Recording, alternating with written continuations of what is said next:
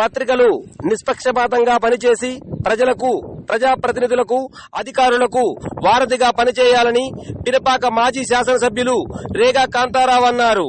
బుధవారం భద్రాద్రి కొత్తగూడెం జిల్లా మణుగూరు మండలం బీటీపీఎస్ ఎదురుగా దళిత అంబేద్కర్ ప్రెస్ క్లబ్ ను ఆయన ప్రారంభించారు.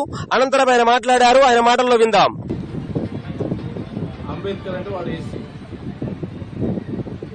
రాజ్యాంగాన్ని రాసి ఈ దేశానికి దేశాన్ని ఇచ్చి మరి అట్లా అయిపోయింది. లాస్ట్ అంత స్వార్థం వచ్చింది. అందుకని నేను అనేది ఏంటంటే పత్రికలు ఎప్పుడు కూడా నిస్వార్థంగా ప్రజల పక్షాన పనిచేయాలి. నేను అధికారంలో ఉన్నా, ఇంకొకటి అధికారంలో, ఎవరి అధికారంలో ఉన్నా కానీ ప్రజల పక్షాన, ప్రజల గుంపులుగా పనిచేయాలి. ప్రజాస్వామ్యానికి 4వ స్తంభం పత్రికలు అది నా కోరిక. కాబట్టి మీరందరూ కూడా అట్లా పనిచేయండి. మీరందరూ కూడా మంచి మంచి పేరు తెచ్చుకోవాలి.